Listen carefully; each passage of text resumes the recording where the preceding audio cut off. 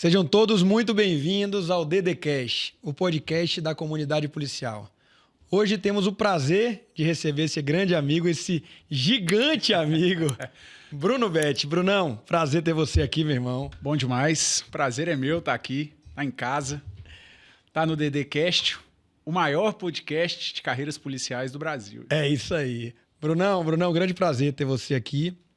Antes de tudo, queria pedir a galera aí para se inscrever no canal, ativar o sininho. É super importante para a gente dar longevidade a esse canal, né? E fazer com que todos realmente acompanhem convidados de peso como você. É uma reclamação que eu preciso fazer aqui no começo, né? Porque Já comece, vá. até Rodrigo Barcelos já fez esse podcast E você? e eu ainda não tinha feito, né? Um absurdo, um Isso é absurdo. uma falta de respeito. E eu que cheguei antes dele nessa casa. E aí... Sou o professor mais longevo do DD. E sou o último a fazer o podcast. absurdo completo. Absurdo completo. Grande Bruno, prazer ter você aqui. Esse mineiro raiz que foi procurador do Estado de São Paulo e abandonou a PGE São Paulo para vir para a PGM-BH como procurador do município de Belo Horizonte. Cruzeirense raiz também. Isso aí sim. Cruzeirense total, né? E agora aqui em Belo Horizonte, em casa, tranquilo. Vamos começar? Vamos começar, vamos lá. Brunão, conta pra gente aqui como é que tudo aconteceu, né, hoje para se transformar num dos maiores professores de Direito Administrativo do Brasil e ter seu manual, ser procurador do município, ex-procurador do Estado de São Paulo, tão novo e, ao mesmo tempo, tão preparado e conseguindo tantas coisas legais na sua vida. Como é que tudo começou e como é que você percorreu esse caminho até chegar aqui? Ah, legal. Eu adoro falar de concurso, adoro falar sobre essas coisas, né? Eu gosto de histórias, né? Livros que eu gosto de ler, eu gosto de ler biografias. Porque eu gosto de ver como que as pessoas passaram a vida e chegaram, né? Onde chegaram e eu acho isso muito bacana. Então, assim, eu sou filho de professora, né? Minha mãe é servidora pública, mas também foi professora a vida inteira. Então eu falo que eu dou aula desde o momento que eu estava na barriga dela, que literalmente ela deu aula grávida de mim, né? E meu pai também, junto com minha mãe, meu pai sempre incentivaram os estudos. Isso aí lá em casa era o básico, sabe? Não era luxo estudar. Eu digo assim, eu cumprir as minhas obrigações de estudo não era nada mais do que uma obrigação. De fato, lá em casa sempre foi o incentivo ao estudo, né? Principalmente pela minha mãe ter sido professora muitos anos. Então, eles sempre, meus pais sempre abriram mão de tudo que eles podiam para dedicar e investir no estudo meu e da minha irmã. Eu acho que deu certo, né? Minha irmã é auditora do Tribunal de Contas aqui de Minas, eu procurador do município de Belo Horizonte. Mas, assim, a vida, assim, digo desde sempre, né? A vida nunca foi, lá de casa, nunca foi luxuosa. Realmente, mas a gente também nunca passou dificuldade. Isso desde o momento que eu me entendo como gente, né? Houve momentos lá que, de fato, houve dificuldades financeiras, até pela sistemática do país, pela realidade da época do país, mas desde que eu me entendo por gente, a gente nunca passou dificuldade e eu sempre tive tudo que eu quis dentro da realidade. Mas uma obrigação era estudar. Então, o incentivo sempre começou em casa. E aí as coisas foram caminhando. Eu sempre estudei em escola particular, aqui em Belo Horizonte. Depois entrei em universidade também, particular. Até te contei, né? E falo isso aqui para os alunos. Eu tinha nota para ir para a discursiva da Federal, mas eu não fui porque eu zerei matemática. Na época eu não tive maldade. Se fosse hoje, eu não teria zerado, porque eu teria marcado todas as mesmas letras, né? E aí, fatalmente, eu acertaria uma. Eu precisava acertar uma. Eu não acertei absolutamente nenhuma de matemática, porque foi sempre o meu calcanhar de Aquiles, né? Sempre me cutucou ali a matemática ao longo de toda a minha vida estudantil. E aí, na faculdade, eu sempre estudei. Assim, eu posso dizer que eu fiz faculdade de Direito e sempre estudei mesmo. Ou seja, uma exceção. É uma exceção, é quase uma exceção. E ao final do curso Inclusive, eu obtive a laurea acadêmica, né? Que foi ser o melhor aluno do curso. Fruto realmente de 5 anos de estudo. Talvez o último semestre, que eu já estava aprovado na UAB, aí eu dei uma relaxada, mas ainda assim foi um semestre. Mas também era um semestre mais fácil, né? Cá entre nós. O último semestre já estava todo mundo já pensando no 11º semestre, que é sempre o mais difícil, que é o no mercado de trabalho. Mas então, basicamente, foi isso. Assim, vida sempre de estudo. Quem me conhece sabe que eu sempre fui bem estudioso. E me diz uma coisa, você sempre, como você disse, né, sempre focado no estudo, desde a época da faculdade em si, só que você, eu te conheço já há um bom tempo e sei o quanto você tem a questão do fato de ser professor como algo importante na sua vida, né? Eu queria que você me falasse o seguinte, quando foi que quando é que despertou esse seu interesse para realmente ministrar aula, para dar uma aula ali, de você realmente trazer o conteúdo para os alunos? Foi antes de você passar no concurso nesse momento ou foi uma decorrência lógica do concurso público? Isso é bem legal, né? Eu gosto muito de falar isso. Eu falo que eu nasci dando aula, né? Minha mãe deu aula grávida de mim, né? E a docência ela já veio na própria escola. Na própria escola, quando tinha monitorias na escola, eu lembro que eu sempre gostava de história, geografia e português. Minha mãe era professora de português. Então, eu sempre tinha facilidades com essas matérias. Então, eu sempre, na roda com os colegas, com os amigos, a gente ficava trocando ideias véspera de prova, no dia da prova. E quando era prova de história, geografia, português, eu ficava falando, ficava explicando. E o pessoal sempre falava, você explica bem, você gosta disso e tal. E eu lembro que na época do 3º ano, eu tive um professor, já vinha do primeiro, já vinha no segundo, mas especificamente no 3º ano, que é aquele momento que você tem que decidir o que você vai fazer de direito. Eu nunca tive dúvida que eu ia fazer direito. Mas no 3º ano me deu uma dúvida entre fazer direito e história. E o meu professor disse... Pelo menos você não ficou na dúvida de matemática. Não, matemática eu estaria na faculdade até hoje. Eu teria sido jubilado. Aí esse professor virou para mim e falou assim, não faça história. O professor de história falou, não faça história. Não combina com você, ele falou comigo. Depois você estuda história, você pode continuar estudando, mas não faça a faculdade de história porque não combina com você, Bruno. Ele falou comigo. Lúcido. Lúcido, foi bem lúcido, ele foi bem claro comigo. E realmente, acho que não combinaria. E aí eu fui fazer Direito. E já na própria faculdade de Direito, no 2º semestre da faculdade, eu fui monitor de Ciência Política, que era a matéria mais jurídica que tinha no 1º semestre. E aí no 2º, meu professor do 1º semestre, me chamou no 2º semestre para eu ser o monitor da matéria. Esse professor até foi meu professor depois de Direito Administrativo. E aí eu nunca mais parei, mesmo profissionalmente, de dar aula.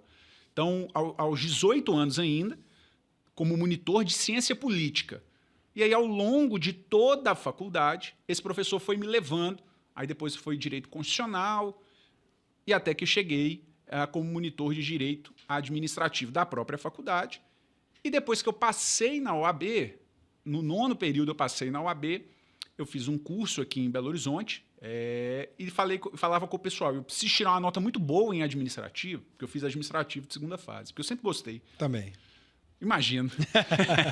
Eu sempre gostei de administrativo em toda a faculdade e falei assim, eu preciso tirar uma nota muito boa porque eu vou vir aqui nesse curso que eu quero ser monitor aqui de Direito Administrativo. E aí realmente tirei uma nota boa e aí um dia eu fui lá nesse curso. Fui lá, conversei com o dono, que era uma pessoa que me abriu as portas para a docência aí de forma a remunerar, né? Porque na faculdade monitoria sempre era de graça. E aí ele me abriu as portas como monitor de OAB. Os alunos foram gostando da aula, ele foi ganhando confiança em mim. Ainda antes de formar, eu comecei a dar aula para turmas de nível médio, onde o Rafael, eu posso dizer, me mudou como professor, fatalmente. Porque é muito mais fácil falar de direito para quem entende de direito. Agora, falar de direito para quem não entende de direito é uma tarefa muito complexa. E eu estou falando de matérias de nível médio, não são matérias letra de lei. São matérias teóricas, eu estou falando de princípios, eu estou falando de ato administrativo. dar aula de ato administrativo para nível médio é muito complexo. Não porque as pessoas não têm a capacidade de entender, não é isso. É porque é uma matéria extremamente teórica. Talvez seja a única matéria jurídica que cai para o nível médico que tem um caráter mais teórico, né? Exato, é assim, muito teórico. Muito teórico. Muito teórico, com pouco exemplo prático ou pouca repercussão prática. Embora no meu dia a dia o ato administrativo seja extremamente importante, porque a administração pública pratica ato administrativo toda hora, mas para um aluno e para fins de prova, que é o que importa, é extremamente abstrato. teórico. Explicar discricionariedade, vinculação, imperatividade, coercibilidade, autoexecutoriedade, por aí vai. Classificação de atos, cada livro dá uma. As provas, às vezes, estão de um lado, estão do outro. Explicar isso para um aluno que não é do nível, que não é do conhecimento jurídico é muito difícil. Mas isso, eu acho que me moldou muito. Eu acho que um dos pontos que os alunos mais gostam da minha aula é da didática. E eu acho que foi aí, nesse momento, em nível médio, que eu consegui aguçar mais a minha didática, né? Afinar mais a didática, que eu acho que naturalmente já tinha, né? Eu sempre falei muito bem, eu sempre fui o aluno do colégio, da faculdade, o aparecido que levantava a mão e falava, eu falo, eu apresento. O amostrado. O amostrado, na Bahia o amostrado. Na Bahia seria o amostrado. Exatamente. Eu sempre gostei, né? Então, com a docência profissional, isso foi aumentando mais no nível médio. Aí depois eu comecei a entrar em analista de tribunais. Cara, Agora, fatalmente, o fato de ter sido virar procurador do Estado de São Paulo em 2018 muda a chave. Porque aí a pessoa te olha diferente. O cargo traz credibilidade. uma credibilidade. Ele não define o professor. Nós temos um monte de professor sem cargo excepcionais. Eu falo, talvez, os dois melhores professores que eu conheço. Gustavo Faria, de Processo Civil, Mônica Queiroz, de Direito Civil, estão aqui, inclusive, de Belo Horizonte, não possuem cargo, são advogados. Excelentes advogados. Mas são, para mim, os dois melhores professores que eu tenho como referência, assim, em termos de didática, conhecimento, simplicidade para passar. Mas o aluno gosta, às vezes, de ter o cargo. Eu acho que o aluno se identifica no professor que tem um cargo e fala, ele já passou por aquilo que eu estou passando. Isso realmente termina acontecendo, naturalmente, dando aula para alunos que estudam para concurso público. Né? Exato. Mas teve um ponto que você... Especificamente para concurso. Exato. Quando a gente sempre faz muitos encontros presenciais, né? E teve uma frase que você me falou um dia que chamou muito a minha atenção, que você falou o seguinte, Rafael, eu não sou procurador, eu estou procurador. Eu sou professor. Essa é verdade. Isso não é um falso moralismo, né? Digamos assim, não é uma falsa fala. Eu sempre fui professor. E passei no meio dessa história de professor, eu passei para um concurso, por razões que a gente ainda pode conversar, mas eu sempre fui professor. Fato. Eu nunca fiz a faculdade pensando em concurso. Isso é um ponto. Eu não fiz a minha faculdade pensando em concurso, ao contrário. Eu fazia a minha faculdade pensando na docência. Porque, veja, eu fui monitor desde o segundo período, fiz iniciação científica na faculdade, publiquei artigo ao longo da faculdade, pensando para sair da faculdade e engatar talvez um mestrado, que eu só fui fazer tempos depois, só fui fazer depois do cargo. Mas eu sempre quis ser professor e direcionei toda a minha trajetória para professor. Inclusive, quando eu formei da minha faculdade, 3 meses depois de formado, a faculdade me chamou para dar aula. Eu já estava como monitor no cursinho, a faculdade me chamou, porque uma professora de constitucional ficou grávida, precisou se afastar, e eles não tinham outra reposição. Falaram, Bruno, vem cá, você termina o semestre de Direito Constitucional. Eu comecei, então, na faculdade em Direito Constitucional. E aí a coisa foi evoluindo dentro da faculdade, até que num determinado momento eu quis sair para depois, de fato, estudar para concurso.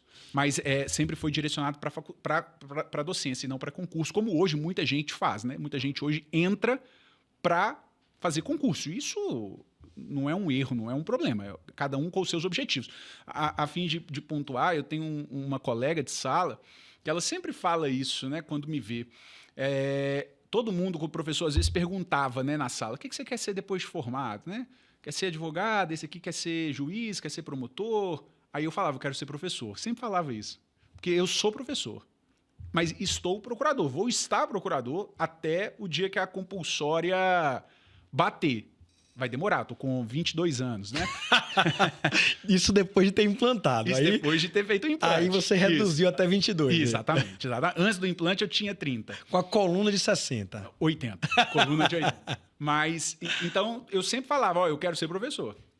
Tanto é que veja que eu não deixo você falar, né? O microfone aqui Total, eu vou falando. Eu só levanto a bola para você. Não pode, o professor não pode ver um microfone para falar. E aí você... Agora, só para fechar esse tema em relação à sua docência.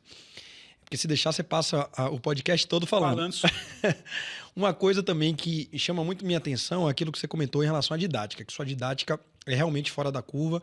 Os alunos têm muita facilidade de entender o que você transmite, né? No primeiro ponto que você trouxe ali, por ter dado aula para o nível médio, né, por realmente dar aula para quem não conhece a matéria, né, quem não é formado em direito.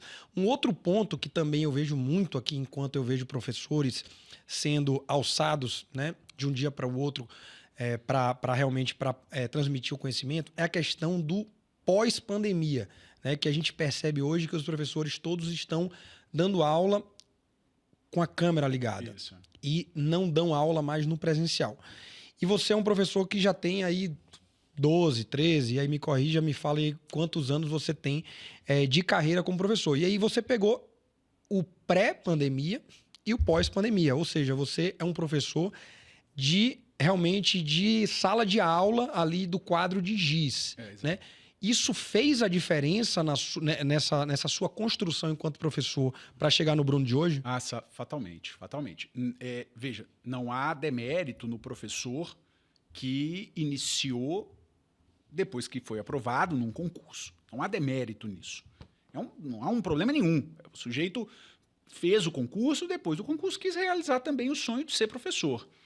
E hoje, raríssimas exceções Brasil afora, você vai dar aula online. Você vai dar aula para a câmera.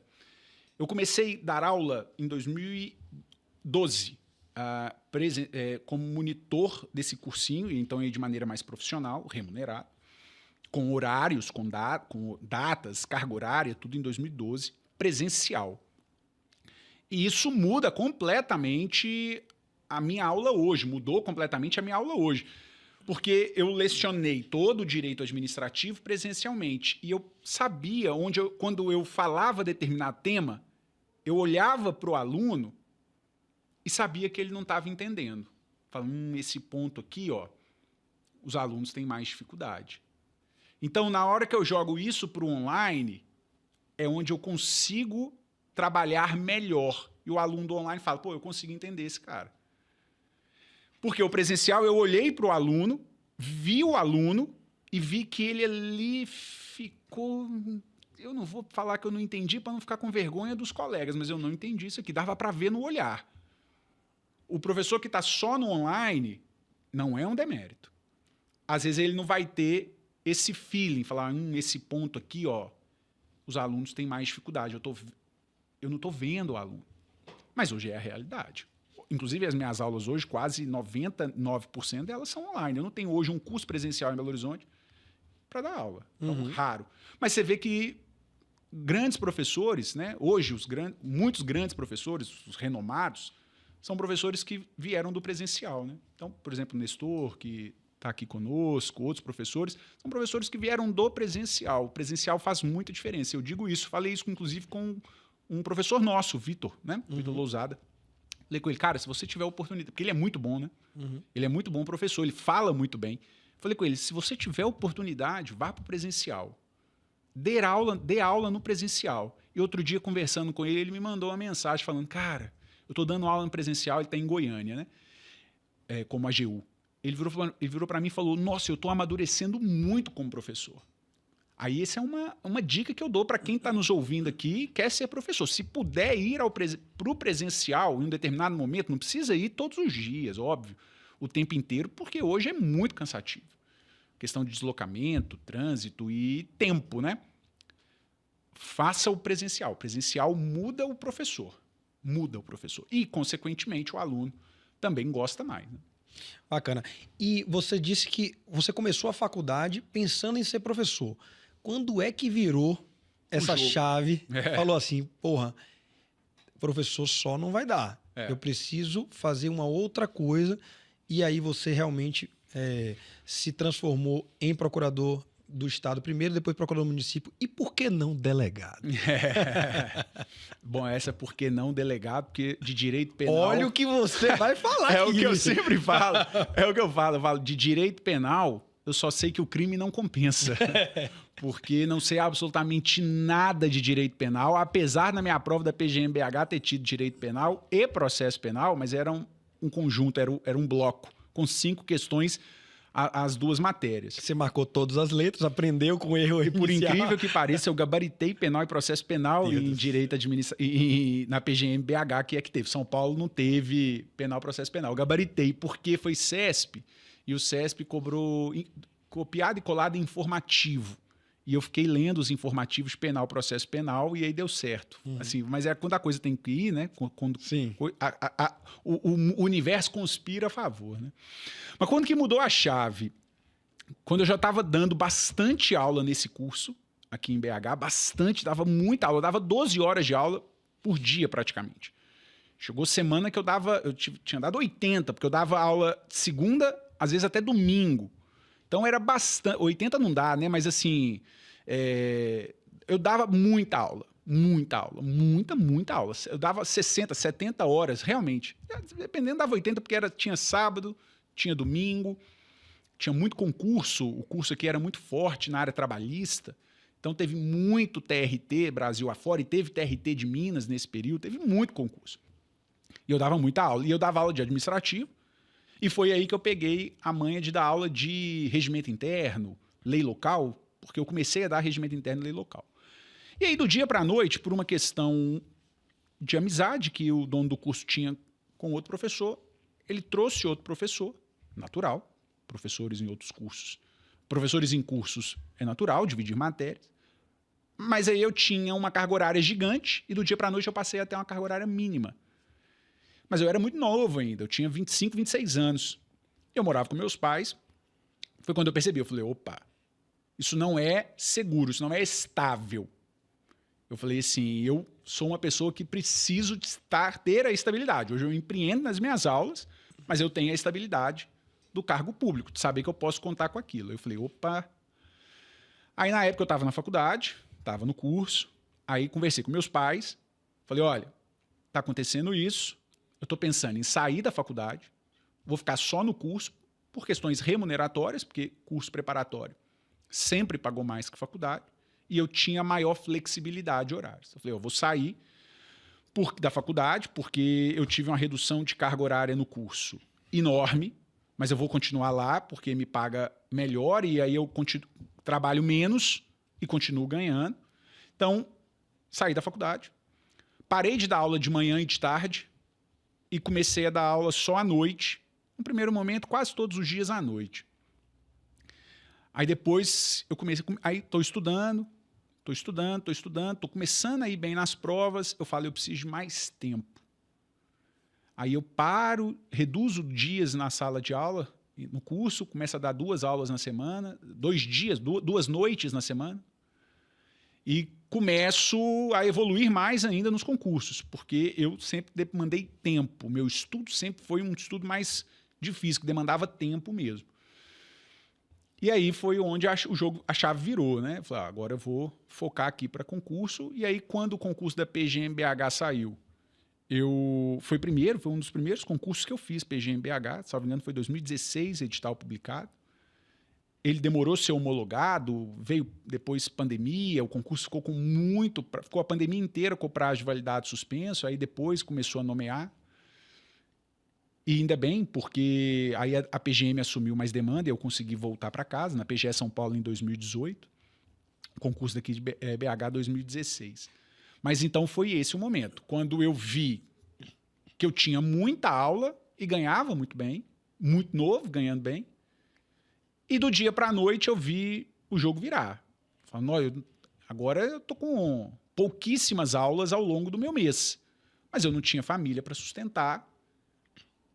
Eu basicamente pagava só minhas coisas em casa, nunca paguei nada em casa. consegui, conversando com meus pais. Então, se eu precisar de alguma ajuda, se eu não conseguir pagar a viagem para ir fazer prova, vocês me ajudam? Meus pais sempre apoiaram, como eu disse, mas nunca precisaram, porque eu continuei trabalhando e já tinha feito uma renda boa, um caixa bom, então consegui fazer todas as provas que eu quis fazer. Mas eu pensei isso, entendeu? Foi nesse momento que eu vi muita aula e no outro dia eu tinha pouca aula e eu falei, isso não é para mim viver só disso. Por mais que eu ame a docência, eu preciso de uma segurança, de uma estabilidade, e foi onde eu fui fazer concurso, e aí vieram, né, as aprovações. Você vê que a estabilidade é um fator fundamental, né? Muita gente que nos assiste, nos escuta, acaba sendo ou advogado, ou às vezes está ali num cargo de agente, investigador, escrivão, e acaba, por mais que tenha essa estabilidade, tem uma remuneração reduzida que a inflação começa a corroer e quer realmente alçar voos maiores como delegado, como procurador, o que quer que seja nessas carreiras jurídicas. Então ela é fundamental ali, a estabilidade, especialmente para quem advoga ali, que, por exemplo, você no seu caso você dava aula, mas tem gente ali que está advogando e que ganha uma causa ali, depois passa 3 meses sem ganhar nada e aquele dinheiro realmente começa a ficar curto. Então o concurso público ele vem exatamente para preencher isso e dar tranquilidade ali na vida ali da pessoa que está estudando para concurso. Você começou a... Aí você... Quando você decidiu que virou realmente a chave, que você estava ali, eu vou fazer concurso público por conta da estabilidade. Aí você fez PGMBH. Como é que transcorreu essa questão aí, você da PGE São Paulo, de outros concursos que você chegou a fazer, se você passou em outros, se você reprovou em outros, ou você é cabeçudo e passou em tudo que você fez? Não, reprovação é a maioria, né? Reprovação agora, na vitória, a gente só conta a alegria, mas a reprovação é enorme, né? Então, assim, o primeiro concurso que eu fiz foi PGM Porto Alegre. Foi em agosto, aí eu já não vou te falar que eu não tenho convicção se é 2015 ou 2016. Eu acho que 2015, porque meu concurso é da PGMBH, é 2016. Então eu fiz PGM Porto Alegre, passei na primeira fase, na fase objetiva, eu tinha mais ou menos ali 2 meses de estudo real para concurso, mas é porque o edital tinha uma peculiaridade muito grande. Todo mundo que fizesse os mínimos, passava para discursiva. Então era um monte de gente, era uma nova prova, um novo concurso na segunda fase. Por isso que eu fui. Tanto é que eu cheguei na segunda fase e fui reprovado. Porque eu não tinha maturidade ainda, eu tinha muito pouco tempo de estudo. Aí fui reprovado. Eu vi uma frase boa que é assim, quando esse tipo de concurso é onde separam os homens dos meninos. Aí, coincidentemente, eu sempre estava do lado dos meninos. Sempre. Desse jeito. Porque todo mundo que fizesse o mínimo estava dentro. E o mínimo era fácil de fazer. Só que é isso. Só que quando chega na discussão. Não, aí chega na realidade. Os homens dos meninos. Exato. Eu sempre estava do lado dos meninos. Exatamente. E aí depois, veja, o que eu lembro aqui de cabeça, eu fui fazer logo em seguida PGE Amazonas, reprovado, prova CESP, SEBRASP, certo ou errado, que tinha que marcar. Eu deixei um monte em branco. Muita imaturidade ainda, mas deixei um monte em branco. Porque naquela ideia, vou perder pontuação. Não, marca quase tudo, na verdade. Sim. Aí depois, acho que aí depois de 2016, aí PGMBH. Junho ou julho de 16 foi o concurso da PGMBH. E eu já estava mais preparado. Aí eu fiz um notão na primeira fase, mas eu e quase todo mundo que foi para a discursiva fez um notão. Porque a prova não foi difícil, a prova objetiva não foi difícil. Prova CESP, o pessoal fala que é muito difícil, mas talvez das carreiras jurídicas é a banca que faça a prova menos difícil, digamos. Mais previsível. Mais previsível, exato. Tanto é que a gente sempre vai nos aulões e mata muita questão do CESP, porque o CESP é muito previsível. Então eu fiz um notão. Mas assim, muita gente fez um notão. Eu lembro que, se não me engano, foi 85, eram 85 questões, eu fiz questão de 79. Mas um amigo nosso, Caio Cabeçudo, fez, acho que 84, de 85, 83, uma coisa assim. E muita gente fez 82, 80, 81, 81, 81, 81, 80, 80, 79. Aí fiz PGMBH, que aí foi minha primeira aprovação. Aí depois eu comecei a ser aprovado. Aí comecei a embalar a aprovação. Aí fiz PGE Sergipe, aprovado, mas fiquei muito para trás, fiquei em 100 e poucos, não fui chamado. Mas aí tem um concurso, que eu fui aprovado nesse concurso, mas pela incompetência do Sebrasp. Porque ele anulou tanta questão que eu fiquei de fora no primeiro momento, aí fiquei dentro. Inclusive fui até nomeado nesse concurso depois, que era a PGE Pernambuco. Que é um bom concurso. Um excelente concurso. Só não fui nomeado, só não fui porque eu já estava aqui em Belo Horizonte. Uhum. Também demorou a chamar, ficou suspenso. Mas esse concurso foi interessante porque eu fui muito mal na objetiva. Até o CESP anular e alterar gabaritos, um monte. Quem faz prova CESP sabe disso, um monte de coisa que acontece. Eu fui muito mal. E aí, mas eu já estava estudando em nível muito alto, eu já estava muito bem.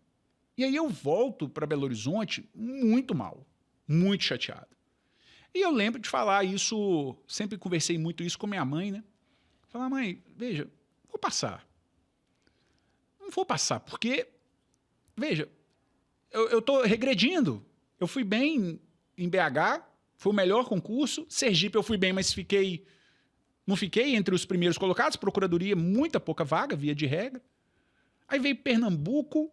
Antes eu tive uma reprovação na PGE Acre. Fui fazer a Acre, primeira fase, passei, voltei para a discursiva, tomei um ferro na discursiva. Fui muito mal na discursiva. Aí vem Pernambuco, mal de novo, num primeiro momento, até o CESP fazer a bagunça dele e me ajudar. E aí eu lembro, não vou passar. Aí minha mãe falou, ó, calma, né? Não é assim. Aí eu lembro dela falar isso comigo. O concurso não é linear. Minha mãe que já era servidora e já era professora há muitos anos. O estudo não é linear e a prova não é linear. Então, você vai acontecer ao longo da sua vida de concurso altos e baixos. Então, calma. Continue estudando, continue fazendo o que você está fazendo. Verifica se não tem aí uma matéria que esteja mais abaixo para você intensificar o estudo. Aí veio o PGE Tocantins, aí veio o PGE São Paulo. PGE São Paulo. Aí passei, né, na PGE São Paulo. Maravilha, né? Porque São Paulo, perto de casa, fácil de vir de avião, de carro. E São Paulo, né? Poxa, São Paulo quem não quer, né? Morar em São Paulo que te oferece tudo, que é o mundo no Brasil, né? Veio o PGE São Paulo, mas demorou, né, a nomear, e nesse meio do caminho eu fiz PGE Tocantins, passei na primeira fase, mas aí São Paulo já estavam falando que ia nomear mesmo, aí nem fui fazer a discursiva. Bom, mas o que me mostrou nesse percurso, nesse caminho todo, de que é exatamente o que minha mãe disse, né? São altos e baixos. Muitas vezes você vai estar num momento de 2, 3 provas bem, depois vem uma prova ruim. Eu falo isso com os alunos hoje. Os alunos muitos acham que a gente está falando porque a gente já passou, né? Mas uma prova não te define. Isso é um ponto muito importante, Rafael. Uma prova não te define. Você ir bem numa prova não define que você vá muito bem na próxima e nas próximas. Você ir mal numa prova não define que você está fazendo tudo errado e que você, consequentemente, irá mal para as próximas provas. Fatalmente tem gente nos ouvindo aqui, nos vendo, que vai falar, pô, aconteceu isso comigo também. E eu digo isso para quem está nesse processo ainda de fazendo prova. Quem vai começar agora, não acha que vai ser uma evolução constante. A evolução realmente ela precisa vir, porque se não vier nenhuma evolução, tem algo errado. Mas vai haver um momento que vai haver uma queda. É natural. Uma prova mais difícil, uma prova que às vezes você não entendeu o que o examinador quis. Exatamente. Eu já dando aula de administrativo, a questão da PGE Acre de administrativo, eu zerei a questão. Porque eu imaginei que o examinador tivesse me perguntado uma coisa, tivesse perguntado ao candidato uma coisa, mas ele queria outra, absolutamente diferente. Mas eu tinha entendido uma coisa. Acontece. Isso é muito comum, né? Porque assim, a gente realmente tende a achar que... Porque a gente vê muitos casos e é muito natural que as pessoas começam a passar e aí vai passando em vários concursos, como aconteceu com você, né? Só que, de fato, você vê uma aprovação, não necessariamente logo depois vem outra aprovação. Isso. Comigo foi assim, eu aprovei para Minas E aí depois veio o PGE São Paulo, perdi. Então, assim, aconteceu muito. Aí depois eu passei novamente, e aí depois perdi novamente. Então acontece muito. Foi o que você falou, o importante é estar forte no estudo e sempre aparando as arestas, né? Porque às vezes a gente tem uma banca que a gente vai melhor, né? Então, por exemplo, a Sebrasp, eu sempre ia bem, porque eu estudava muita jurisprudência. Aí quando chegava a FGV, eu já não ia tão bem, caso concreto já não era tão bem bom para mim. Então, isso acaba acontecendo de forma muito normal e é um exemplo muito comum. Então, quando as pessoas estão ali fazendo prova, estudando, eu vejo muita gente simplesmente vai mal numa prova e aí para, às vezes, um mês, 2 meses. Esse é o grande erro. É um erro gigantesco que as pessoas fazem e normalmente eu vejo que quem passa é quem consegue suportar mais a dor da reprovação e consegue ter resiliência necessária para no dia seguinte, 2 dias depois, voltar a estudar, porque a vida continua. O estudo ele precisa continuar para você continuar evoluindo. É isso. Né? E aí quando você realmente pisa no freio e fala, olha, eu não sei se é para mim, eu não sei se o caminho tá certo, eu não sei. Aí você começa a regredir e aí você avança de forma muito mais lenta e demora muito mais. E por isso é muito importante ter uma voz de fora, né? Para orientar o aluno. Falar, olha, calma, você tá no caminho. Tá no caminho. A coisa vai acontecer.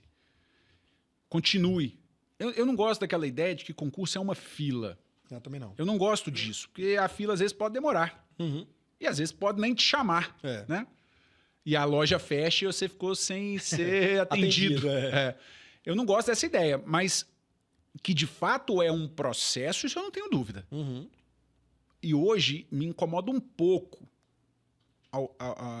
alguns alunos que querem encurtar muito esse processo. É claro que, óbvio, a gente quer ser princípio da eficiência, né? É atingir a finalidade. O cara é muito professor. No meio menos oneroso, no menor tempo possível. Isso é ser eficiente. Uhum. Mas demanda um tempo. Então, eu respondo, eu abro caixinhas lá no Instagram o tempo inteiro, e toda vez que eu abro caixinha, professor... Arroba o quê? Arroba Bruno Bete Costa. Siga volta, lá. Agora volta. O aluno, não há uma caixinha que eu responda que não tenha, professor, quais são as principais matérias que eu preciso estudar? Qual é o foco que eu tenho que dar aqui? Top 5 de direito administrativo que eu preciso estudar. Eu falo, olha, beleza, esse é o top 5. Essas são as principais, mas deixa eu te contar. Sua prova tem 10, tem 15 questões de administrativo. Muitos concursos de delegado. Né? Tem 10, 15, 12 questões de direito administrativo. Rafael, o examinador vai cobrar tudo. Não tenha dúvida disso. Aí o aluno está muito bem em atos, improbidade, agentes, responsabilidade civil, licitações.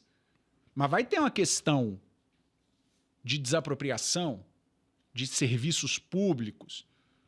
Vai ter uma questão de controle. Aí eu já falei 3 matérias que não são top 5. De 10 questões, então o aluno errou 3. Isso só em administrativo, já é muito. Então, veja, a gente quer encurtar, mas encurtar caminhos com métodos. E um método não é quais são as principais matérias. Você não tem dúvida, você precisa estudar quase tudo. Não tem jeito hoje em concurso. Veja que recentemente nós tivemos a prova, acho que foi de agente da PF, Sebrasp. 120, a pessoa fez 119. É com esse tipo de gente que hoje nós vamos concorrer, que os candidatos vão concorrer. Em procuradoria teve isso também, um candidato que, de, salvo engano, 90 questões, ele acertou 89 na objetiva. Um gênio aqui de Belo Horizonte também. Tinha que ser proibido de fazer concurso. Tinha que ser proibido, tá? Mas assim, eu digo o seguinte, não há como um aluno hoje passar, hoje sempre, tá? Hoje sempre, porque hoje todo mundo quer encurtar, quer sempre o mais fácil. Não há como passar se você não conseguir passar, se você não conseguir estudar grande parte do seu edital. Você não zera edital, fatalmente não zera. Mas você passa por muitos pontos do edital matérias que normalmente não têm volume de questão, mas que vai cair na sua prova. Uma, Cara, que vai cair outra.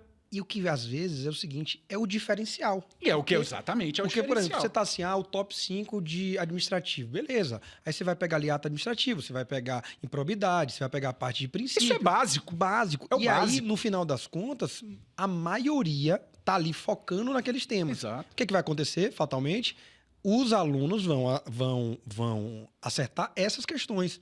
Exatamente. E aí, quando cair uma questão fora da curva, quem é que vai acertar? O que vai passar. É. Então, realmente, você precisa ter uma base muito sólida em todas as matérias. Obviamente, sem perder de vista as matérias mais importantes. Que vão dar volume. Que vão dar volume para você realmente chegar ali, de 15 questões, 4 de improbidade. Pô, você tem que saber muito improbidade para você acertar as 4. Mas você não pode negligenciar as matérias consideradas periféricas dentro ali do direito administrativo, esquecer Não só do administrativo. de isso todas. De todas. Agora, eu queria aproveitar, Bruno. Não, mas aqui esse é um ponto que eu quero puxar a sardinha pro meu lado. Manda bala. Porque isso eu falo para um aluno de delegado. O aluno de delegado é muito bom em penal, processo penal, em constitucional, mas todo mundo reclama do administrativo. E eu venho falando isso. O direito Com razão. Viu? E o direito administrativo, hoje, talvez seja a matéria mais importante para concursos de delegado. Se o aluno está aqui nos assistindo e nos ouvindo, e para concurso de delegado, saiba, o direito administrativo é o diferencial. Por quê? Porque penal e processo penal, parece que o candidato de delegado nasce sabendo. Ele adora estudar aquelas teorias, aqueles crimes. Negócio horroroso, eu não entendo nada daquilo. Constitucional, todo mundo gosta, é uma matéria gostosa. O administrativo, quem está nos ouvindo aqui, acho que vai me dar razão. É hoje a matéria de delegado, dentro dos concursos de delegado, que vem mais pegando. E toda vez que a gente vai fazer provas presenciais, né, aulas presenciais, provas de cursos de oral, que a gente vai arguir o aluno, a maioria me fala, não, professor, o administrativo, eu demorei a fazer essa arguição porque o administrativo é o que me pega. Aí eu estava tentando estudar aqui para vir fazer a arguição. Então eu digo, falo, olha, não negligencie o direito administrativo. Hoje, para provas, todas as provas de concurso, sempre cai administrativo, graças a Deus, por isso que a gente tem aula. Mas pagar o leite de Juju? Paga o leite da Juju, exato. Mas quem vai fazer para concurso de delegado, saiba, um grande diferencial é o direito administrativo dos demais candidatos. Agora, me diz uma coisa, ainda nesse ponto que muita gente, sem dúvida, quer ouvir sua opinião. Você, aí, professor de direito administrativo, de legislação local, e uma pessoa extremamente estudiosa e cuidadosa com todas as provas. Você acaba sendo professor de delegado, numa dedicação, está com a gente aí há muito tempo, mas você dá aula para o ENAM, na magistratura, você dá aula para o MP, dá aula para a defensoria, dá aula para, enfim, as carreiras jurídicas de uma maneira geral. Então, ou seja, você é um cara que tem uma visão ampla da coisa. Eu queria que você trouxesse a sua visão aqui do direito administrativo comparado com as outras carreiras e especialmente em delegado na questão da legislação local, porque é uma matéria que sempre pega, né? E aí eu já emendo o outro ponto para você já desenvolver bem em relação o que você costuma alertar os seus alunos na matéria legislação local, porque às vezes a pessoa tem ali trocentas legislações com 300 artigos, um estatuto do servidor. O que você destaca ali como, rapaz, isso daqui, o cara não pode, ele não estudou nada. Ele precisa ler a parte de processo disciplinar, enfim, as partes mais importantes dessa legislação. Então, para resumir aqui a minha pergunta, eu quero um diagnóstico do direito administrativo com base nas carreiras jurídicas e aí com foco mais em delegado também, e a parte da legislação institucional. Cara, eu vou falar uma coisa aqui que talvez... Você vai ser cancelado. Não, vá de encontro ao que muita gente fala. É uma falácia, pelo menos em administrativo, de que você tem que estudar direito administrativo com foco no concurso de delegado, com foco no concurso de MP, com foco no concurso da magistratura, com foco em procuradoria. Nós temos questões de delegado de direito administrativo idênticas à de procuradoria, que teoricamente é onde o direito administrativo é a matéria mais importante, porque é o dia a dia mesmo de muitos dos procuradores. Tem questões que são muito idênticas, são questões, às vezes tem prova de delegado que tem questão mais difícil de direito administrativo do que provas de procuradoria. Magistratura, MP, defensoria, a mesma coisa. Então, assim, num primeiro momento eu digo, olha, estude direito administrativo. Seja se você vai fazer delegado, MP, ENAM, defensoria, não muda muito. Nós temos questões muito parecidas, para não dizer muitas iguais, de um concurso a outro. Então, em administrativo, eu estou dizendo.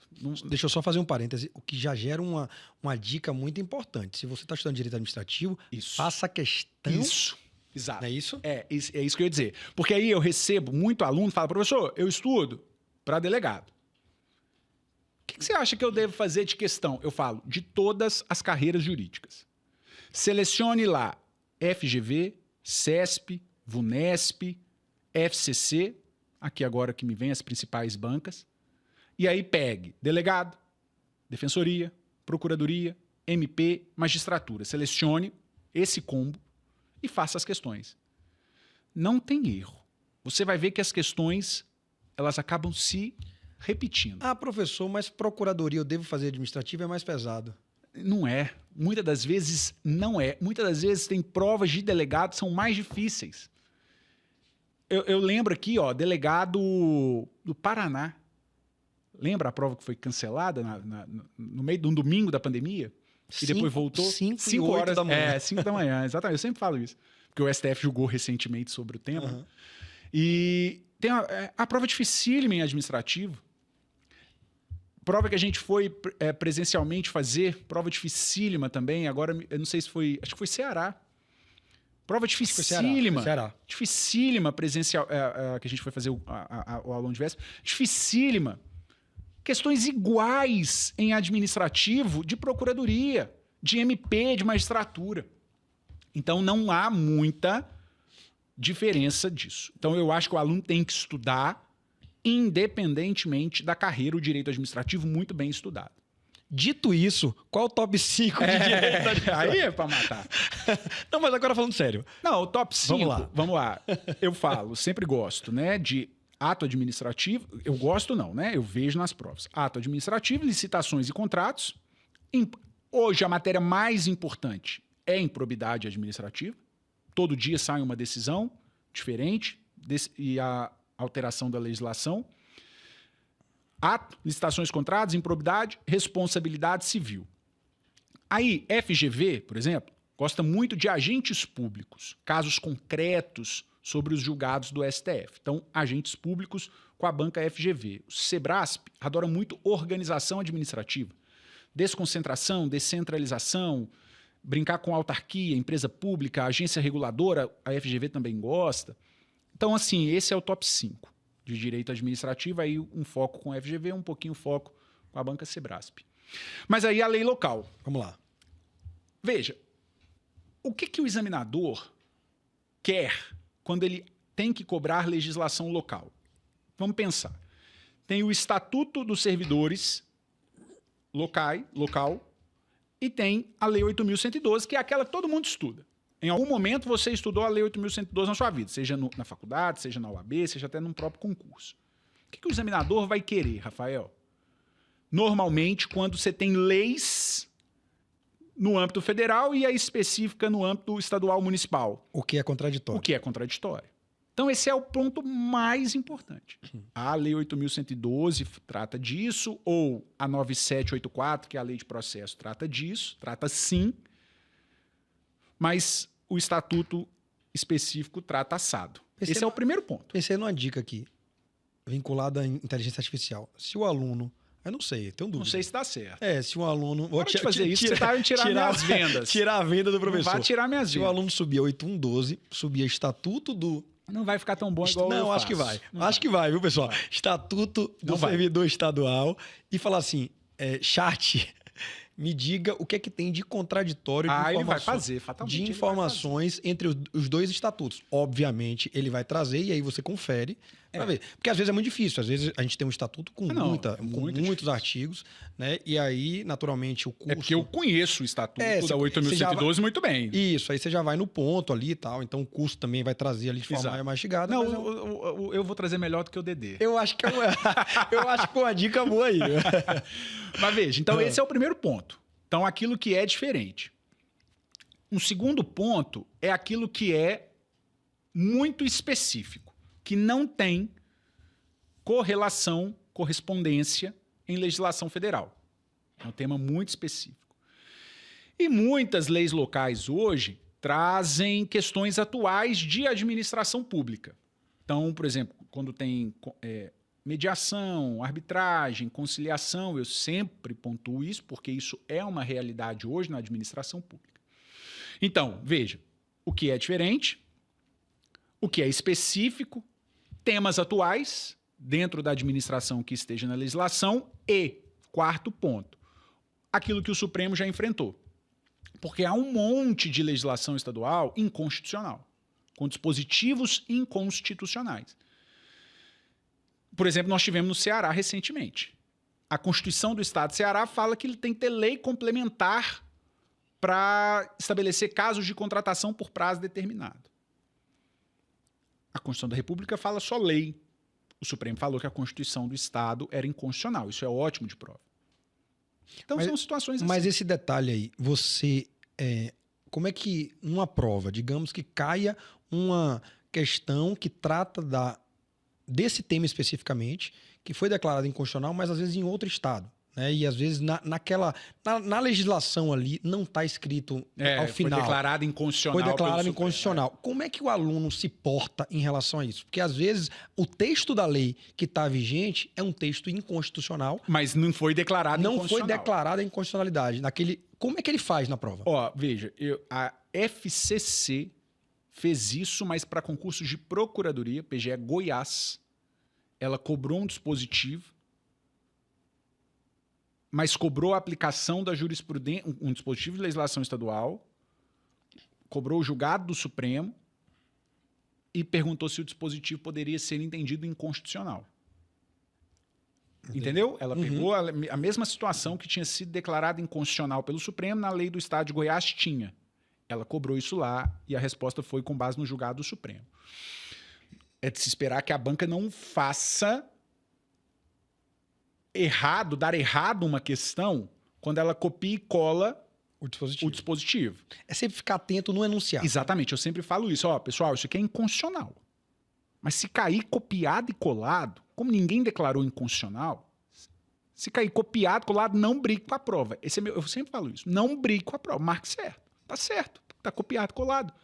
Tô te falando, esse dispositivo não foi declarado inconstitucional. Mas isso é inconstitucional. Mas se a banca colocar, marca certo. Não vai brigar com a prova. Bruno, em relação a esse ponto aí, só para finalizar a questão da legislação institucional, você já falou você já deu todas as dicas, as pegas... O que não afasta a pessoa de comprar os meus cursos, tá? De maneira alguma. Mas eu quero saber o seguinte, indo mais além aí, em relação aos tópicos mais importantes dessas legislações, que você ali, pelo seu olhar, com a experiência que você tem de análise de prova e de legislação, você reputa mais importante, né? A questão como eu falei ali, a questão da questão do processo disciplinar e por aí vai. Assim, eu faço análise, mais do que temas, eu faço análise desses 4 pontos. Mas alguns temas são muito importantes. Por exemplo, em termos de estatuto, prazo para posse, prazo para exercício, pode prorrogar, não pode prorrogar, penalidades, as sanções, quais são as sanções que estão expressas, quando cabe cada uma das sanções, quem é a autoridade competente para aplicar essas sanções. Isso eu estou falando de estatuto. Leis de processo administrativo, por exemplo, que alguns estados e municípios possuem próprias. Prazos para a prática dos atos, a forma como os atos podem ser praticados, princípios expressos na lei de processo, que às vezes não estão expressos na lei federal, nem estão expressos na Constituição. Então, temas mais assim, direitos e deveres dos servidores, organização por exemplo, da polícia, organização, conselho, quem é o delegado geral, requisitos, sabe? Quem nomeia. Isso é fundamental porque às vezes, assim, naturalmente, o estudo ele precisa ser completo dentro de todos esses vetores que você colocou, mas às vezes, numa semana de prova, você pegar esses pontos mais São sensíveis, essenciais. com mais chance de cair na prova, é super importante, né? Porque aí você realmente deixa aquilo ali fresco, porque às vezes é um prazo que difere da Você 8112. não vai decorar isso pro longo da vida. Você vai Não decorar vai. aquilo para fazer a prova. Memória recente ali. Exato. Ou então aulão de véspera, dedicação. Exato. A gente sempre acerta. Chega de merchan, que aqui é para bater papo. Ô, Brunão, e vamos lá. A gente estava falando... agora eu quero saber o seguinte. Eu quero saber, Bruno Betti, concurseiro, né? Você falou como você resolveu fazer concurso, que você passou a acontecer. Eu quero saber o seguinte. Como você se portou diante do concurso público em relação à carga horária, se você trabalhava e estudava, você já disse que dava aula, né? Mas eu quero saber o seguinte. Eu trabalhar nunca gostei, né? Só dava aula. Sempre teve essa, né? E Você aí só trabalha ou dá aula? Você só dá aula ou trabalha? Sempre isso, né? Aí eu quero saber o seguinte, como é que você fez tudo isso? Como é que você estudou efetivamente para a primeira fase junto à segunda fase? E aí eu trago esse tema porque, às vezes, a técnica de estudo que você utilizou para a procuradoria pode ser utilizada para quem está nos escutando, nos vendo para delegado também. Então, assim, naturalmente, provas de procuradoria também acontecem muitas na primeira e na segunda fase. Então, é um concurso que tem peça e questões da mesma forma.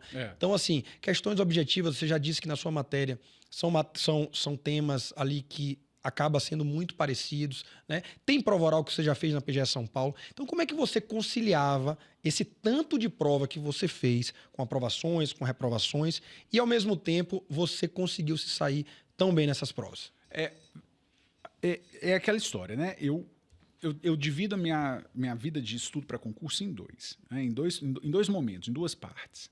Um que eu fingia que estudava, que eu dava muita aula, mas eu falava que estudava para concurso, mas eu não estudava que horas, porque eu dava realmente... Porque você não estava trabalhando, você estava dando aula. Eu estava dando aula. O seu trabalho é o estudo para concurso. Eu só trabalhava, eu dava muita aula, mas falava, não, eu estou estudando. Aí estudava um dia. Aí eu estudava 2 dias. E aí, de fato, no momento que a gente já conversou sobre, que eu volto e falo, não, agora eu vou estudar, em que aí eu criei rotina. Então, esse é o primeiro ponto. Eu não funciona para mim e acho que é ideal o aluno criar uma rotina. Ele deve, é uma sugestão, estudar os mesmos horários. Então, eu tive a facilidade de estudar. Sempre eu batia ponto. Eu começava a estudar às 6 horas da manhã e até 10h30. Almoçava às 10h30, porque minha vida começava cedo, né? 10h30 eu almoçava. Um café da manhã reforçado. Era um café da manhã reforçado, Então, eu almoçava às 10h30. Aí eu entrava em coma profundo. Eu tinha 10 minutos depois do meu almoço, em que eu dormia 10 minutos. Era cronometrado. Eu tenho inveja de gente assim, que consegue apertar o botão, dormir 10 minutos e recuperar. Mas hoje eu não consigo mais. Mas na época era 10 minutos.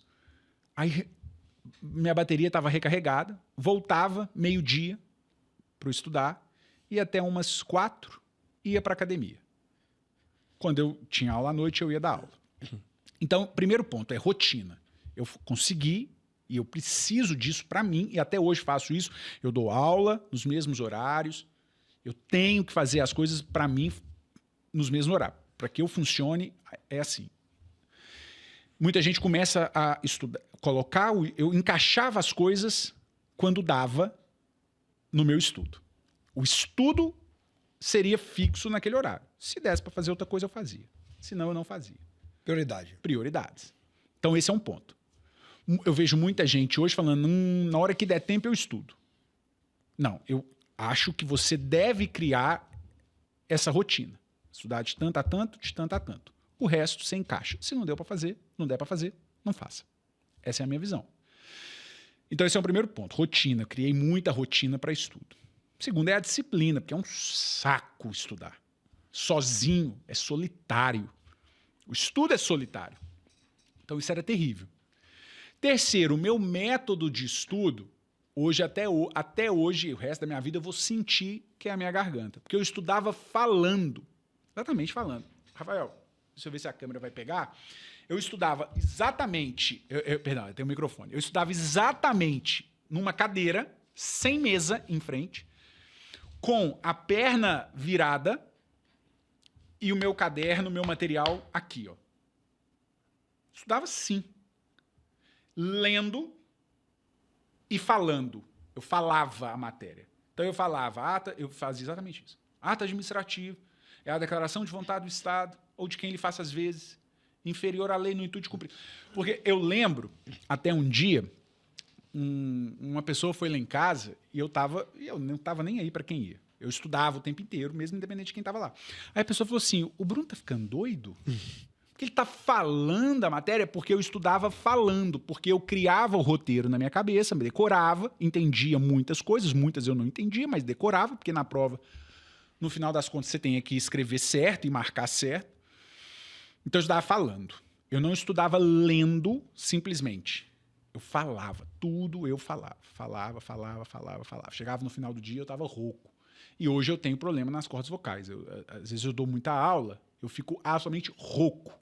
E aí depois eu quero saber que você abandonou a carreira de cantor, talvez tenha sido por isso. Depois exato. A gente fala sobre isso. Vamos falar. Então assim, veja, rotina, disciplina, método de estudo. E o estudo, eu nunca fiz um reta final. Em que sentido? Eu nunca parei de estudar enquanto eu não tinha feito a minha base. No meio da minha preparação de base, sempre foram saindo editais.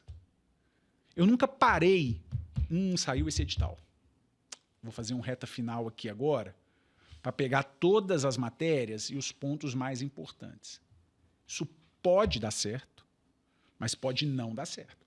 Eu acho que o reta final é depois que você tem essa base consolidada, que aí você vira e fala, deixa eu olhar o edital, deixa eu ver o que eu já estudei bem, o que eu já estudei mais ou menos, e o que é muito importante, que sempre cai muito, e o que é menos importante, mas que cai. E aí você fazer a dosimetria aí, né, para falar a língua do penal, do cronograma, do roteiro do seu estudo. Então, foi assim que eu fui conciliando, mas eu nunca fiz reta final no meio da minha base.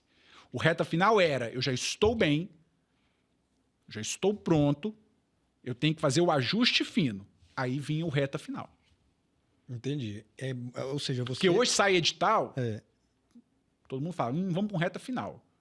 Pode dar certo. Dá certo, muita gente passa. Mas para mim não daria.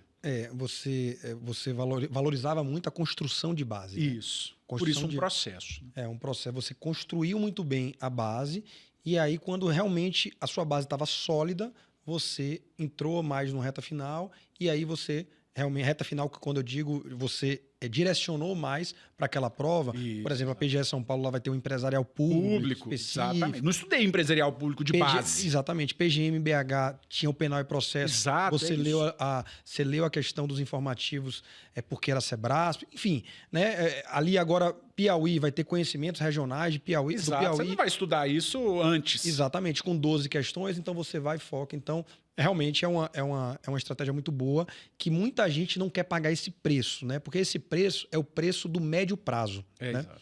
Do médio e longo prazo, que muitas vezes é o que dá certo. As pessoas normalmente querem o curto prazo. E o curto prazo é ficar pingando de reta final em reta final e às vezes você não vê a evolução sendo realmente construída com bases sólidas, né? Exato. Brunão, e eu quero saber o seguinte, você fazia muita questão, você lia muito informativo, você lia muita lei seca, como era o seu estudo de lei seca, como era a doutrina especificamente, você lia a doutrina de tudo. Como é isso? Como é que você fazia? Ou se você tinha... A minha estratégia era fazer só questão e eu esqueça o resto todo. Esqueça a teoria. Esqueça a teoria. Eu fiz muita questão, mas eu não estudei só por questão. Eu acho um erro isso. Acho que pode te aprovar na primeira fase, mas o preço vai vir na fase discursiva e na fase oral. Eu acho que o preço vem. E depois, para você tirar esse atraso, é difícil.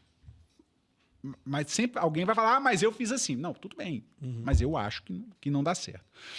Meu estudo foi, basicamente, muito por material teórico, livro, mas eu nunca li, tirando direito administrativo, que eu dava aula disso, eu nunca li um livro capa a capa. Nunca li, só de administrativo. E hoje, quem quiser ler um livro capa a capa, leia o meu. Fato. Mas eu nunca li um livro capa a capa.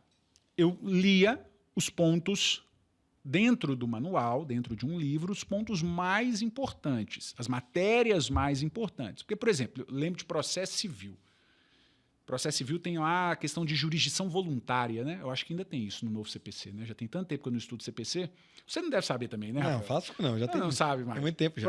Procedimento especial, por exemplo, jurisdição voluntária. Eu lia isso no livro. Porque a chance de cair era mínima. E se caísse, eu julgava para sorte. Sim. Que acontece. Uhum. Mas dentro de procedimentos especiais, às vezes tem uns mais importantes. Eu posso estar falando uma maior bobagem, mas eu acho que a ação monitória, né, é um procedimento especial, né? Então eu lia monitória, porque eu sei que em processo civil cai. As mesmas coisas eu fazia isso em constitucional, em tributário, em civil, por aí vai. Só que eu nunca fiz um estudo segregado das coisas. Em que sentido? Quando eu estava estudando, por exemplo, eu gosto de dar muito esse exemplo, obrigações em direito civil, eu não estava só com o Código Civil lendo a lei, eu não estava só com o livro lendo ou só com o informativo. Eu fazia a mescla de tudo. Então eu estava lendo obrigações, aí o autor lá falava, artigo, sei lá, 300 e pouco, né, 200 e pouco, deve ser, não lembro agora. Fala assim, assim, assado. O que eu ia? Eu ia no código. Lia o dispositivo. Ao final do meu estudo teórico, fazendo essa jogada, eu passava o estudo na lei. Entende? Eu não tinha um único momento para o estudo da lei seca. Eu fazia esse estudo junto. Saiu o informativo falando o artigo X. Eu ia lá no livro e falava informativo STJ, tal, falando assim, assim, assado. Eu fazia essa mescla.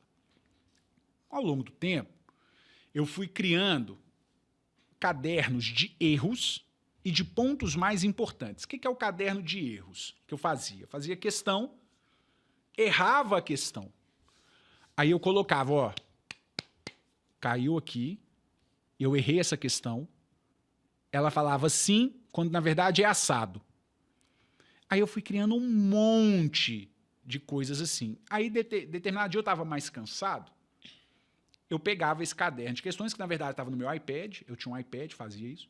Aí eu ficava lendo. Às vezes, a sexta-feira mentalmente você já está mais cansado, você já está pensando no sábado, no domingo, né? Aí eu fazia na sexta, o dia inteiro, às vezes, ficava lendo esse tipo de ponto, o meu caderno de erros. E comecei a fazer também um caderno de informativos. Aí eu comecei a colocar os informativos de STJ e STF, e em determinados momentos da semana, eu ficava só com os informativos. Processo de revisão. Processo de revisão. E questões, normalmente eu fazia sábado de manhã. Sábado de manhã é difícil, eu gosto do sábado. Sábado, para mim, é um dia muito gostoso. Sábado de manhã é o melhor momento da semana. É muito gostoso sábado de manhã. Então, na época eu falava, não, eu estou estudando no momento que eu mais gosto do meu dia, da minha semana, que é o sábado de manhã. Mas eu tinha que estudar. Então eu fazia um estudo mais leve, que para mim era fazer questão. Entendi. Me diz uma coisa, você é um cara muito ativo em rede social, né? Me siga lá.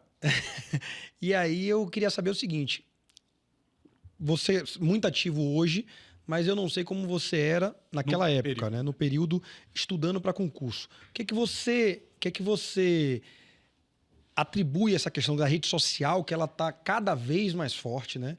E aí, grupos de WhatsApp o tempo inteiro, grupo de WhatsApp de concurseiro, de amigos, de família, e ao mesmo tempo Instagram, YouTube, ou seja, é um turbilhão de informações aquilo ali. Existem pontos positivos e pontos negativos. Para você, existem mais pontos positivos ou negativos dentro da preparação do concurso público em rede social? Cara, eu acho que isso depende muito do perfil do candidato. né, da pessoa, não é nem candidato, da pessoa. Enquanto eu estava como enquanto eu estava como concurseiro, a rede social eu seguia quase exclusivamente cursos e professores. Mas ainda naquela época não tinha tanto, né? Hoje é que tem muito, né? Eu, por exemplo, eu adoro postar as dicas, né? Mas naquela época não tinha tanto, mas tinha. Então eu seguia cursos e professores para, primeiro, cursos, saber de provas, cursos sempre, o aluno acha que às vezes inventa, né? O curso está querendo falar, vai publicar o edital para vender. Não, às vezes a gente tem mesmo a informação, alguém chega falando, olha, vai sair o edital. Então eu gostava de saber seguir isso. E professores para eu ficar atualizado. Ó, saiu esse julgado aqui. Eu não tinha percebido que esse julgado era importante, esse professor falou. Então eu salvava o print ou buscava o julgado para eu ler. Ou alterou legislação, ou saiu nova legislação. Eu gostava de fazer isso. Eu não postava praticamente nada. Acho que eu não postava nada nesse período que eu estava estudando para concurso. Hoje mudou, mas porque nós estamos falando de 2016, 2017. O Instagram estava muito no começo, né? Hoje não. Hoje o Instagram está presente no dia a dia de todo mundo, né? O tempo inteiro. E aí você tem que ter um cuidado. Eu acho que se você tiver o perfil de seguir professores, de seguir cursos para se alimentar das informações, seja de concurso, seja de curso, seja de dicas, eu acho super válido. Muito válido. Se você for ao meu Instagram, eu tenho várias postagens de alteração legislativa, de julgados de STF e STJ, que no domingo de prova estava lá. Que no próximo, eu sempre brinco, ó, esse julgado estará no seu próximo domingo de prova. Estava mesmo, estará mesmo.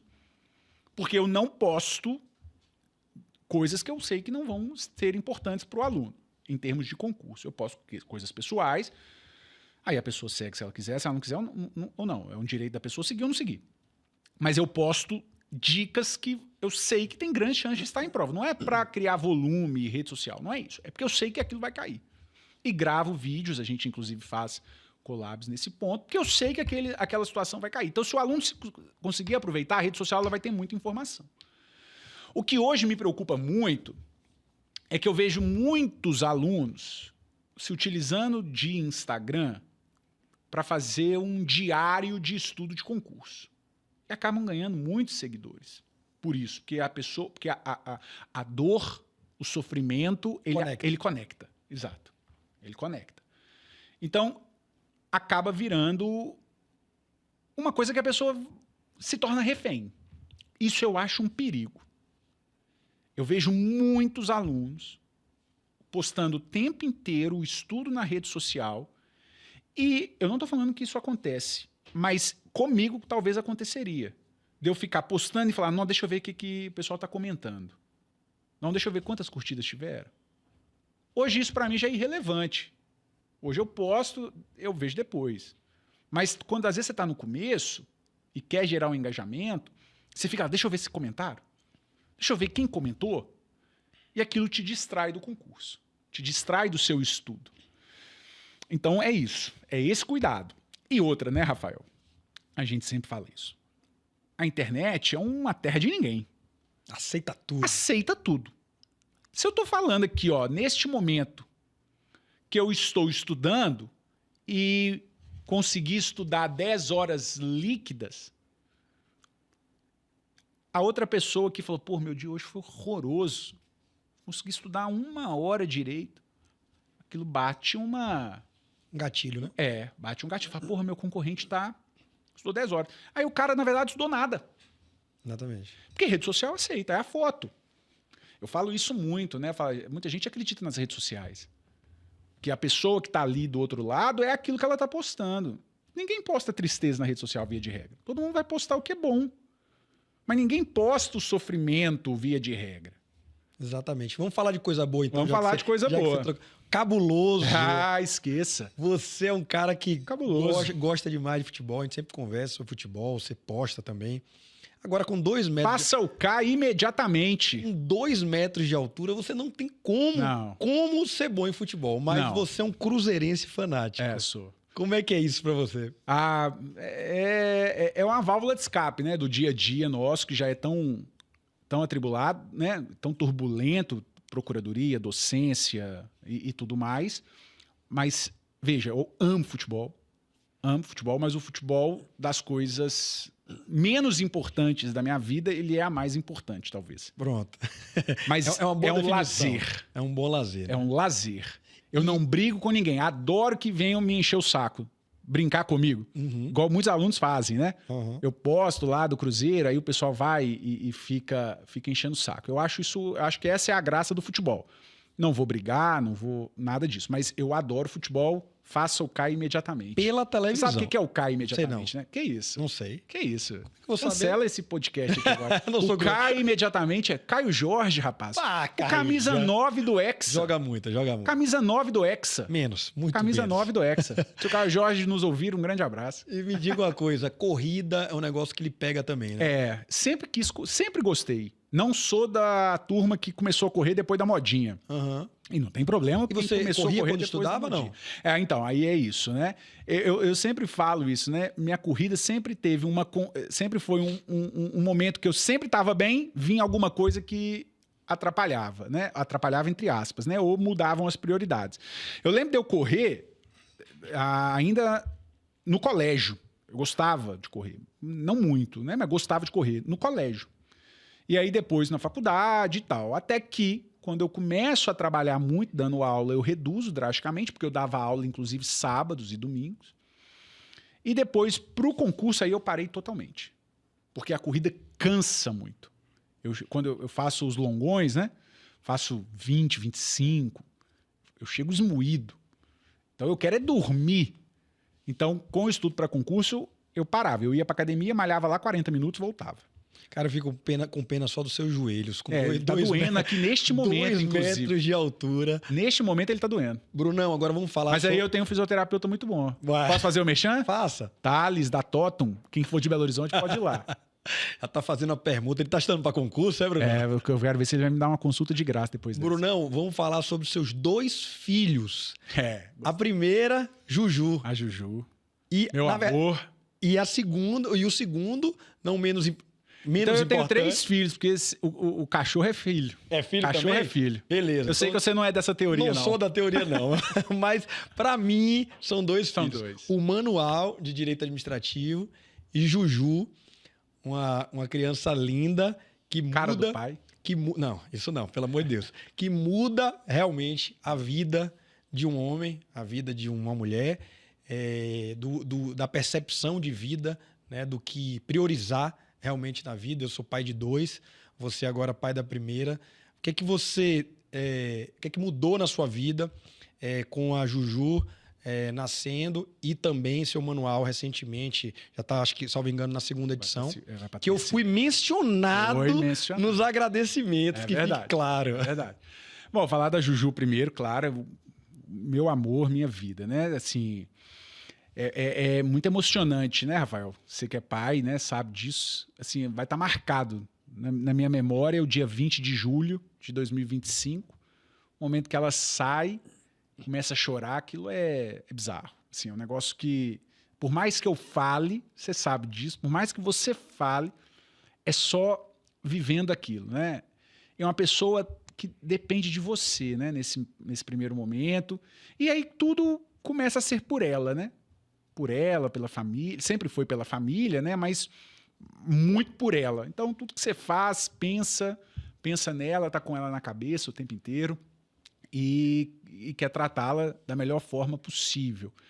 É um amor, nossa, assim, que é o coração fora do peito, né? Que as mães falam e é a verdade. É um grande amor. Quando ela crescer e estiver vendo esse podcast, ela saiba que ela já é muito amada e vai ser sempre muito amada. E o filho, o livro, o manual, que nesse momento é mais importante porque eu tenho que comprar o leite da Juju, então comprem o manual. O livro foi assim, eu sempre quis escrever um livro, um manual. apesar de novo, né? Hoje eu tenho 36 anos, eu sou de uma geração de docência, eu tenho 14 anos de docência profissional, que os professores que estavam em sala tinham livros. Então eu sempre fiquei com essa noção para mim. Falou, pô, eu quero também ter um livro. E aí, na época, quando eu comecei nesse curso preparatório aqui, o dono do curso falou comigo, você tem que escrever um livro. Mas ele falou assim, mas ainda não dá para você escrever um livro, você é muito imaturo. Seu livro não vai dar nada. Ele falou, mas então você tem que escrever uma apostila. Falei, é verdade. Aí comecei ali. Então, por exemplo, teve um concurso que caía 5, 6 matérias de direito administrativo. Eu escrevi uma apostila dessas 6 matérias. Assim, bem, quase tópico, sabe? A apostila. E ao longo do tempo, essa apostila foi ganhando corpo, ela foi evoluindo, até que a editora Método GEM, no dia 27 de janeiro, no aniversário da minha mãe, 27 de janeiro de 2022, o livro de 23, né? O livro sai em 23... já tô ruim de data, mas foi 27 de janeiro. Você finalizou final de 23... Ele sai, primeira edição, 23, 24 e 25, segunda edição. Então, 27 de janeiro de 23. Isso.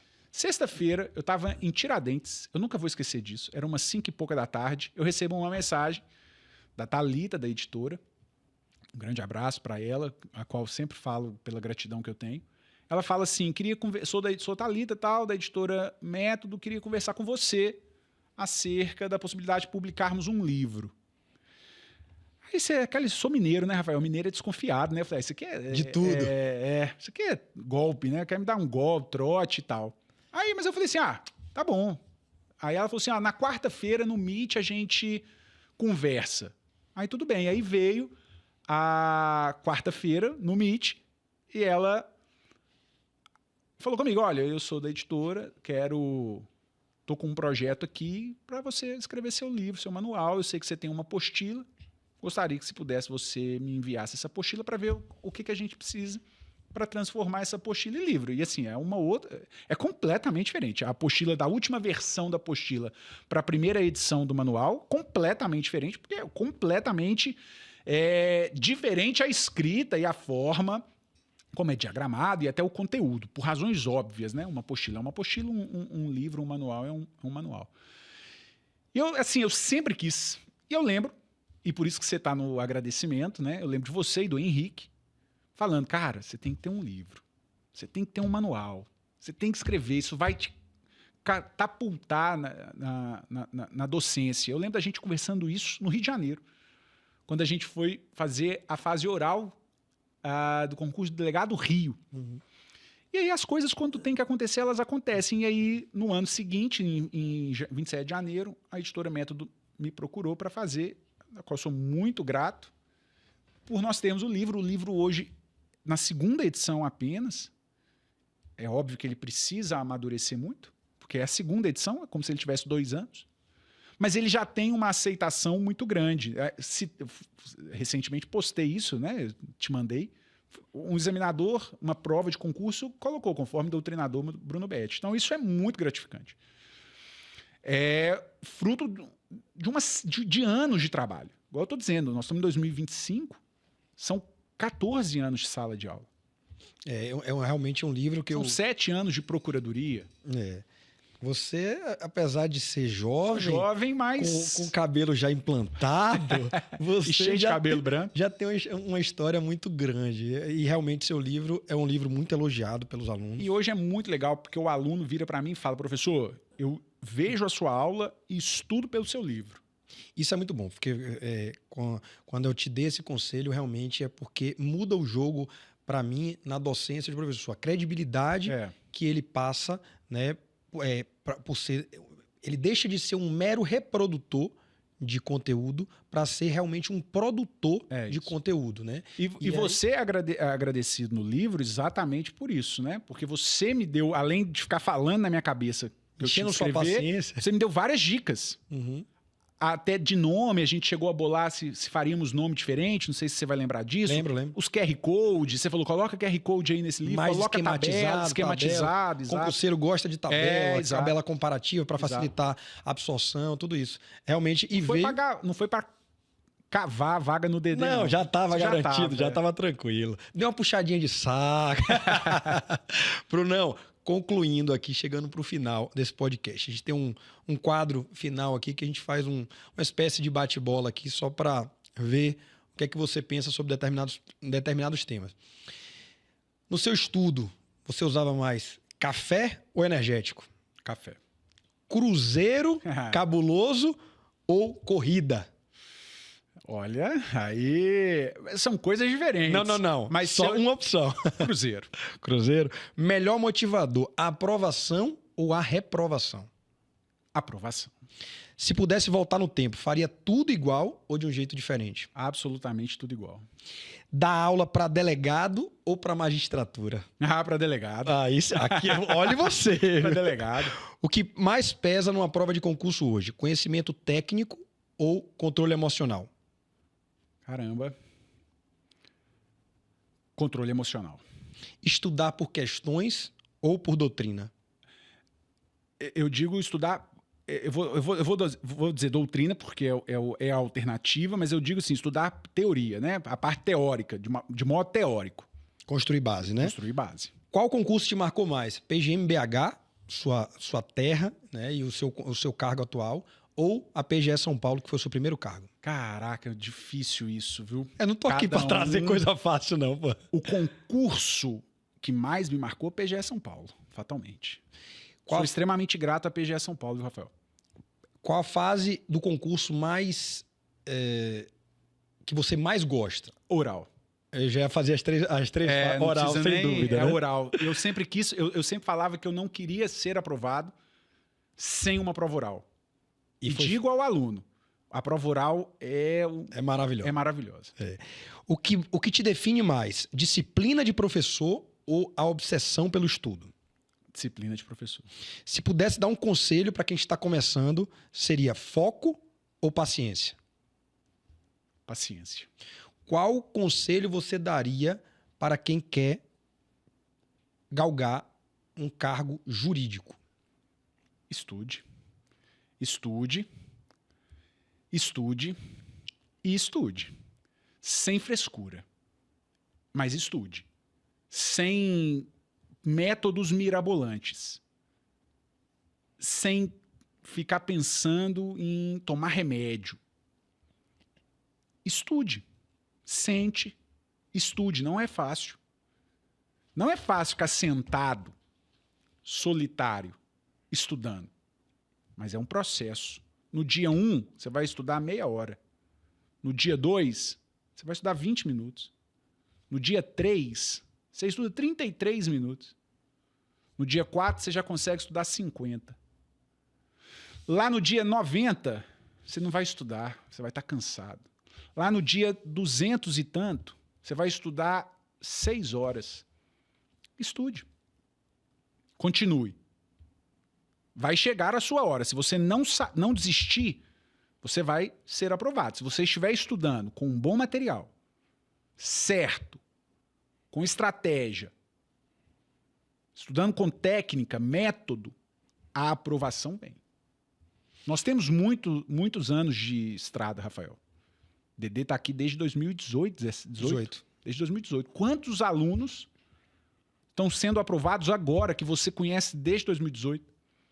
Centenas. Milhares hoje já. Exato. Eu tenho alunos lá de trás que estão sendo aprovados agora, que nesse percurso tiveram muito mais baixos do que altos, mas continuaram. E a vida mudou. Senhoras e senhores... Nós não falamos só do sertanejo. Agora... Boa. Eu quero saber Cantor. Boa. Como é que eu esqueci disso? Eu quero saber o seguinte. Gustavo Lima só está aí... porque você abandonou a sua carreira de cantor de sertanejo. Fale, por favor, sobre isso. O embaixador não é Bruno Betti, porque eu parei nesse meio do caminho para estudar. Porque senão o Gustavo Lima fala, vem comigo, bebê, né? O bebê seria eu, né? No caso, eu queria falar, vem com o bebê. Mas eu toquei em igreja, né? Toquei em igreja muitos anos, cantei em igreja muitos anos. Você toca o quê? Violão. Violão? Hoje, já tem muito tempo que eu não toco. Nem canta. Nem canto, graças a Deus. Porque... Aliás, eu tenho pra mim que você nunca cantou e nunca tocou. Mas... Não canto mal, não. Não canto mal, não. Zezé de Camargo, eu gosto de copiar o Zezé de Camargo. Hoje nós estamos muito próximos. Agora. O Zezé, eu quero ver o Zezé de 1990. Não, o Zezé, vou até pedir desculpa, porque quem é meu aluno sabe que quando eu falo da inexigibilidade de licitação do artista consagrado, eu sempre falo Zezé de Camargo e Luciano, porque é a dupla consagrada interplanetariamente. Independente se tá bem ou mal agora. Não, ele sempre tá bem. Mas eu cantei em igreja, tudo isso, e aí tinha o rapaz que cantava comigo na igreja, também gostava de sertanejo, a gente fazia as festas juninas da igreja, e depois tocamos de tudo, tocamos até em velório. Na época, tocamos em festa junina universitária aqui em Belo Horizonte, mas aí o caminho foi tomando diferente. Eu fui fazer a OAB, depois passei na OAB, comecei a dar aula, comecei a ganhar dinheiro com isso e não com a música, então naturalmente o caminho foi me levando para o estudo. E a garganta, porque ao longo do tempo minha garganta foi sem técnica para cantar, aí minha garganta... A música perdeu então esse embaixador. Cara, eu acho que hoje eu estaria ganhando o Oscar da música, que é o M, né? De modéstia na música. Senhoras e senhores, Bruno Betti, essa fera do direito administrativo e quase um grande cantor. Brunão, quase. Obrigado demais por você estar aqui. Junto. Pra gente é um prazer estar aqui com você nesses eventos. A gente está o tempo todo, a gente se fala todos os dias praticamente, conversa muito. É um papo sempre muito bom, você traz muito insight para mim, eu para você. A gente realmente troca muita coisa pelo fato de a gente ter visões muito, muito parecidas do que a gente quer para nossas vidas, e eu acho que assim a gente vai crescendo muito, né? Um ajudando o outro. E aí quando a gente tem a oportunidade de eventos presenciais como esse, como que vem agora na Oral Delegado de Minas Gerais, que a gente vai fazer agora. Um monte vem agora. Vem delegado Ceará, depois delegado federal, e aí a segunda turma, e por aí vai. Alguns que vem. Então, assim, é um momento realmente de coroação, um momento ali da gente estreitar cada vez mais nossas relações, construir relações sólidas e fortalecer a amizade.